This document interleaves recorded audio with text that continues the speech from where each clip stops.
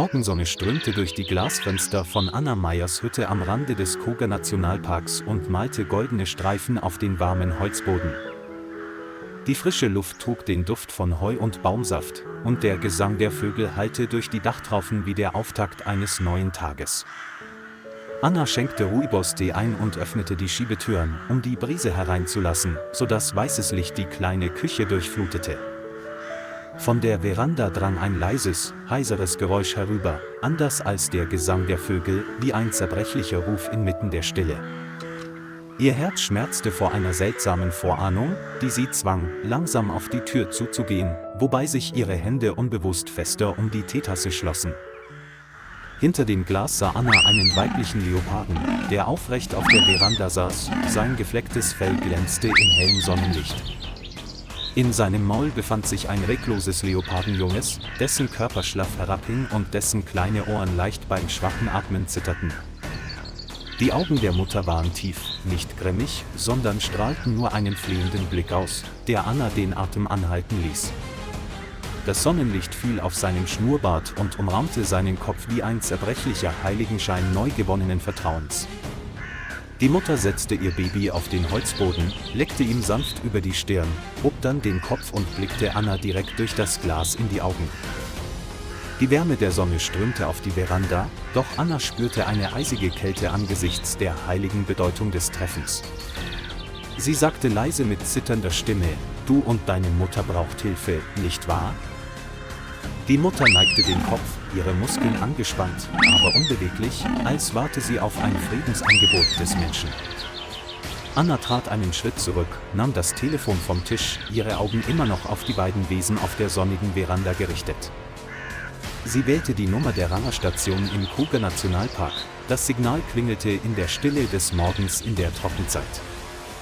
„Ich bin Anna Meyer, mein Haus ist gleich südlich", sagte sie. „Eine Leopardenmutter hat gerade ihr bewusstloses Junges vor meiner Haustür abgelegt."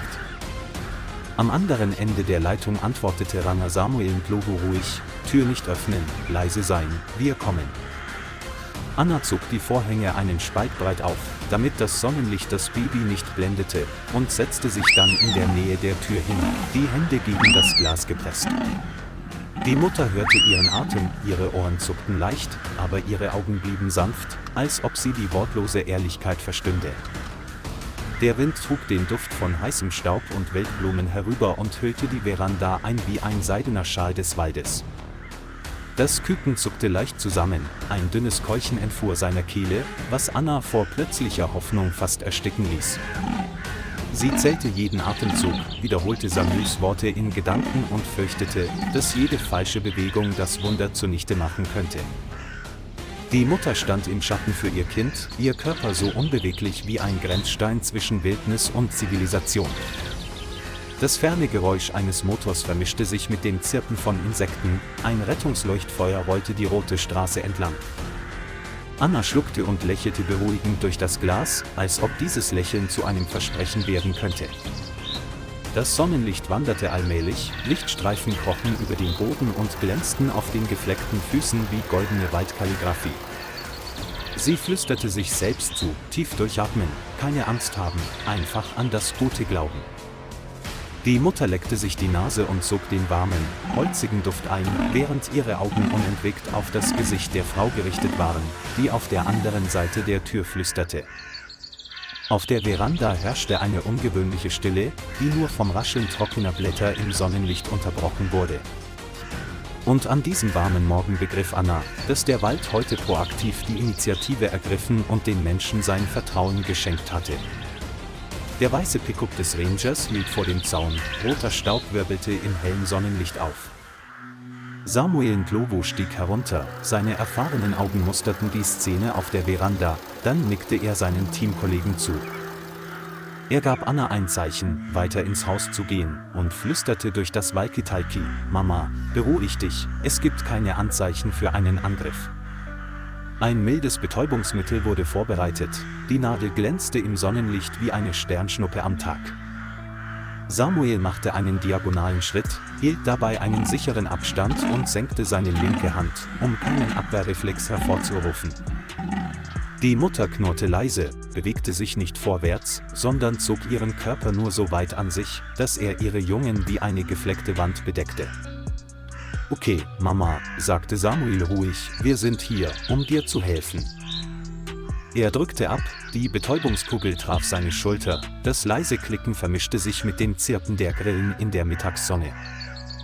Die Mutter zuckte zusammen, blickte sich um, doch ihre Augen wandten sich schnell wieder ihrem Baby zu, ihr Atem ging schnell.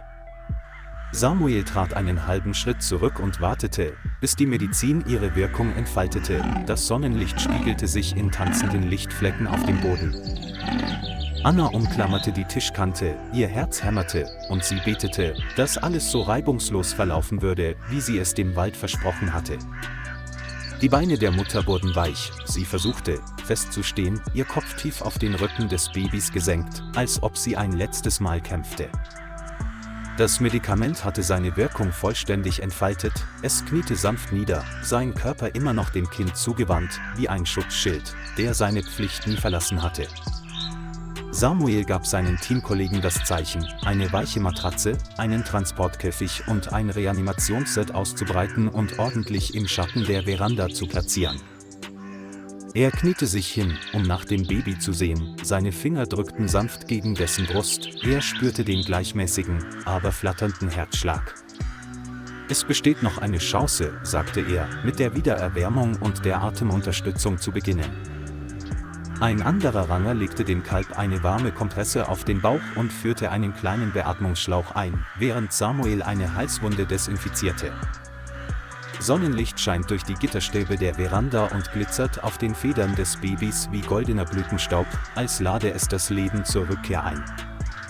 Anna öffnete die Tür wie befohlen einen Spalt breit, stellte das Tablett mit sauberem Wasser neben die Stufe und trat dann sofort zurück, ihr Herz pochte noch immer heftig.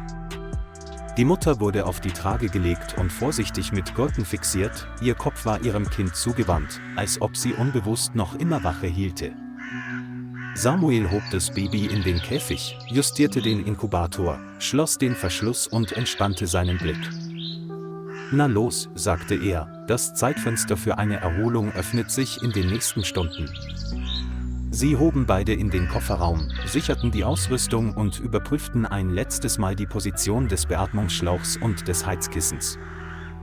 Bevor er die Tür schloss, blickte Samuel Anna durch das helle Sonnenlicht an. »Danke, dass Sie uns rechtzeitig informiert haben.« Das Auto rollte davon und ließ die helle Holzveranda zurück, mit sich die Hoffnung, die gerade erst unter der Sonne des Kruger Nationalparks entfacht worden war. In der Wildtierklinik schalteten die Tierärzte die Heizgeräte ein, bereiteten Infusionslösungen vor und stellten kleine Operationstische unter hellem, weißem Licht auf. Das Jungtier wurde gründlich untersucht und es wurden Dehydrierung und ein leichtes Nackentrauma diagnostiziert, jedoch keine Knochenbrüche. Ein dünner Schlauch wurde in eine Vene eingeführt, die Atmung vertiefte sich allmählich, winzige Ohren zuckten leicht, als ob sie auf den Ruf des Lebens reagierten. Samuel stand daneben und beobachtete das Geschehen, notierte die Reaktionszeit und berührte gelegentlich sanft den Käfig, um ihn zu beruhigen. Die Leopardin wurde in ein naturnahes Gehege mit Büschen, Gras und Schattenplätzen gesetzt, das einem echten Waldstück nachempfunden war. Als es aus der Narkose erwachte, rappelte es sich auf die Füße, schnüffelte wiederholt in Richtung des medizinischen Bereichs, knurrte aber nicht, sondern wartete nur ängstlich. Am zweiten Tag öffnete das Junge die Augen länger, leckte an der Milchersatznahrung und versuchte, aufzustehen und ein paar kleine Schritte in den warmen Käfig zu machen. Die Ärzte untersuchten die peripheren Nerven, die Reflexe verbesserten sich allmählich, der Puls war stabil, die Körpertemperatur normalisierte sich. Samuel erlaubte Anna, in den Beobachtungsbereich zu gehen, und sie standen hinter Glas und beobachteten, wie das Küken blinzelte, während Sonnenlicht durch das Maschendach strömte. Am späten Nachmittag wurde die Mutter in das angrenzende Gehege gebracht, ihr Baby war durch die Sicherheitsgitter hindurch zu sehen, die Ohren aufgestellt. Sein leises Stöhnen ließ alle verstummen, wie ein einfaches Gebet, das an den blassen, sonnigen Himmel gerichtet war. Am dritten Tag läuft das Baby schon sicher, sein Atem ist ruhig, sein Fell ist trocken und glatt im Sonnenlicht, das durch die Akazienblätter scheint. Die Tür zwischen den beiden Käfigen öffnete sich kontrolliert, Die Mutter näherte sich, drückte ihre Nase gegen die Stirn ihres Kindes und leckte sie lange und liebevoll ab. Der gesamte Beobachtungsraum war totenstill, nur das Rauschen des Windes und der Duft von warmem Gras waren zu hören, als ob der Wald segnend sein Haupt neigte. Die medizinische Untersuchung bestätigt die Eignung zur Wiedereinreise, die Überwachung erfolgt mithilfe eines leichten Befestigungsgeräts.